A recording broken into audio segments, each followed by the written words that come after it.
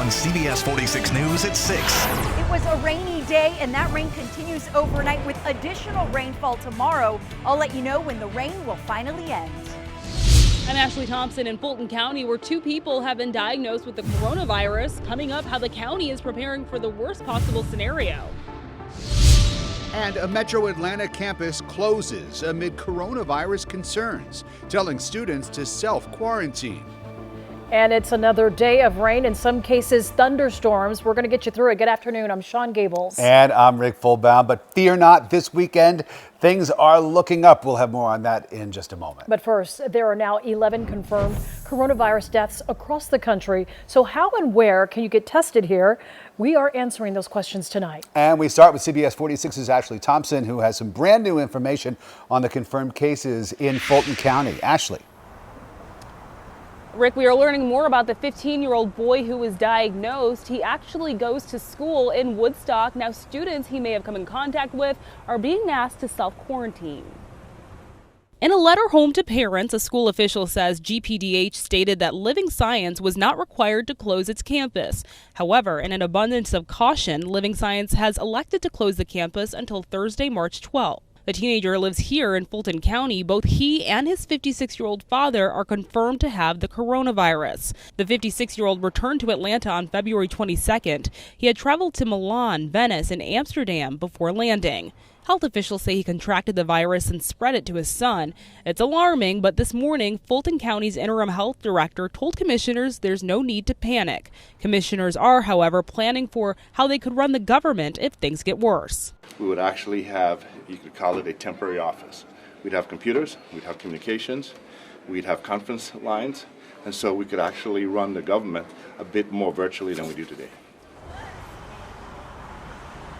And again, those students are being asked to self-quarantine until March 12th. That is also when Living Science will reopen. Live in Atlanta, Ashley Thompson, CBS 46 News. Ashley, thank you. Starting tomorrow, the State Health Department lab will be able to start testing patients for the coronavirus. So far, only the CDC has been able to confirm whether or not someone has the virus. The CDC has sent thousands of test kits to public health labs. And we expect that by the end of this week, the public health labs will be able to test up to 75,000 people. As you say, that will be a small part of the overall testing that will be available. And that's why when I started my comments, I talked about the complications with expecting CDC's case counts to be up to date. It's a good thing that these tests are going to be widely available, but it also means that CDC will not always be up to the minute in terms of the latest number of cases, especially at a state local health department. Fulton County health officials tell us they expect to see more cases as more testing becomes available. And the DeKalb County Jail not taking any chances. Right now there are currently 1,800 inmates, but there's room for about 2,000 more. Jail officials say their infirmary can help people with infectious diseases, but when it comes to coronavirus, they'll be following state and federal health guidelines. It's only a matter of time before the first case in DeKalb is reported, and we recognize that the inmates are particularly vulnerable at this point. The sheriff says inmates will continue to be examined when they come into the jail, and if they need to be isolated, they'll be sent to the hospital.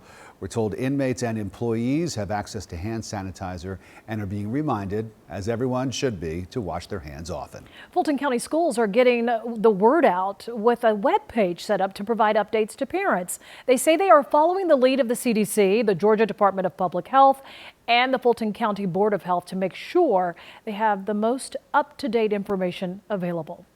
Meanwhile, Bartow County Schools held a special training session today for school nurses and lead custodians to go over best practices. They are also reviewing emergency operation plans with the hospital there. President Trump and Vice President Pence met today with CEOs of major airlines at the White House to talk about coronavirus. The executives told the president that they've stepped up their cleaning procedures on airplanes. They're modifying even more of their routes. In the meantime, there is good news on Wall Street today. The Dow soaring more than 1,000 points, or 4.5%.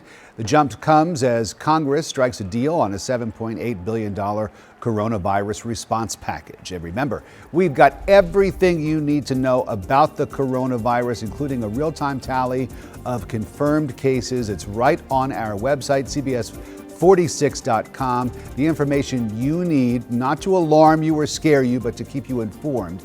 You can also download the new CBS 46 streaming app, which lets you watch us anytime, anywhere.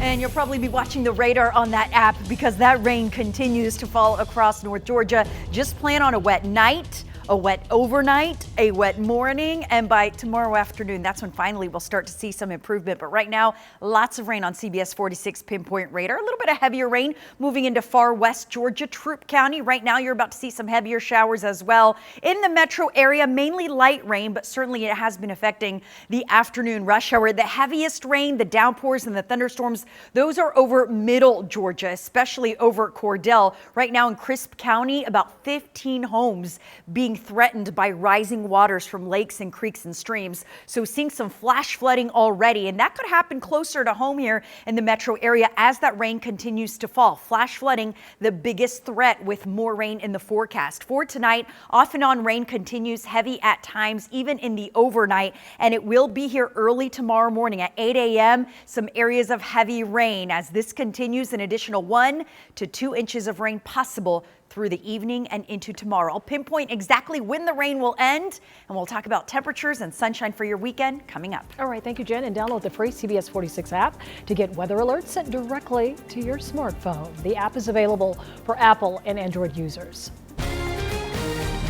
I'm Alicia Roberts at the live desk with new information on the now 2 men, one of them still on the run, who fired shots inside a Douglasville Best Buy. It happened on Monday afternoon during a robbery. 39-year-old Arnando Rodriguez had been arrested. Another suspect seen on your screen was, you can see that assault rifle tattooed on his face, still on the loose. Rodriguez has been booked in the Douglas County Jail. Police say the pair is also behind another retail robbery in Kennesaw. At the live desk, Alicia Roberts, CBS 46 News. Alicia, thank you. It is a break-in, several cold cases.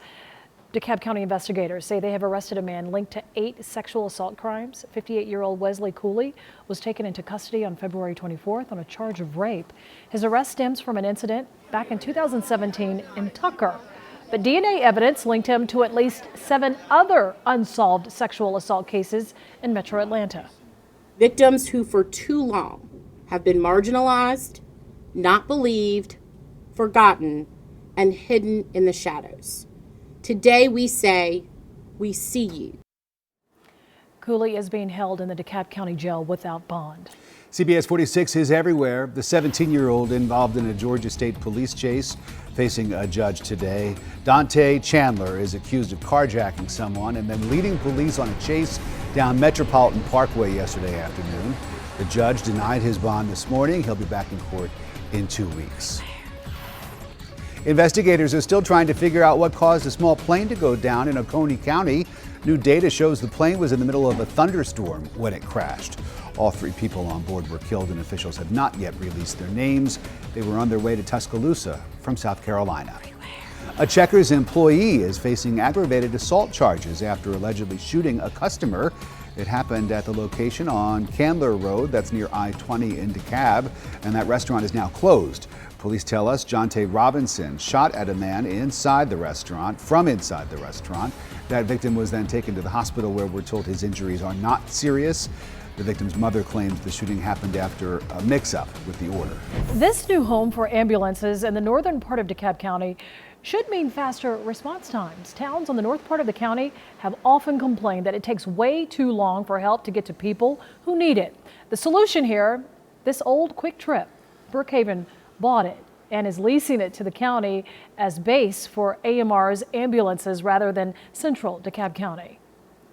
Having to travel to central DeKalb to change shifts. So now you'll be able to keep the ambulances in the northern corridor. The change shift is going to be more convenient and actually reduce response times. AMR has paid the county $600,000 in fines because of slow response times. A lot of questions today about spending by Fulton County commissioners. The chairman himself admits some travel expenses may not be legit. The Bulldog digging into all this today. Chief Investigator Jonathan Carlson live in the studio. Jonathan. Guys, good evening to you. It was December of 2018 when the Fulton County commissioners voted to more than triple their travel and training spending accounts. Since then, the commission chair says some expenses have gotten, in his words, ridiculous.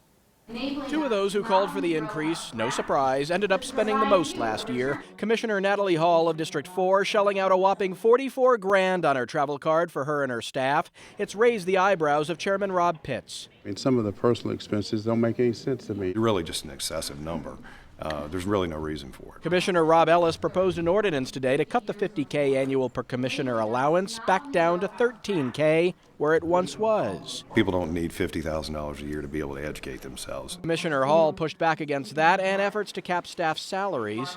I pay them for what they're worth. I don't want them to go somewhere else. I do want them to continue to work for me. When asked what's keeping her or other commissioners from abusing funds, I would hope that we all have the sense not to do something like that. Should people just trust you guys? I don't think you should trust somebody to give them, an unlimited sort of checkbook. And the commissioners as a whole spent nearly $50,000 more last year on travel. Somehow they survived the years before that. Now, you looked through the list. What were some of the more outrageous expenses that you found? Trips to LA and Las Vegas, including an awards show. And some of that may have been a legitimate trip, but did they bring the right people with them? Too many people? Did they tag on some extra stuff that they shouldn't have on the taxpayer's dime? That's what folks are continuing to look into. All right, Jonathan Carlson will continue to look into it as well. Jonathan, thanks very much. Sean. Supporters were there as Jon Ossoff made it official at the state capitol in Atlanta this morning.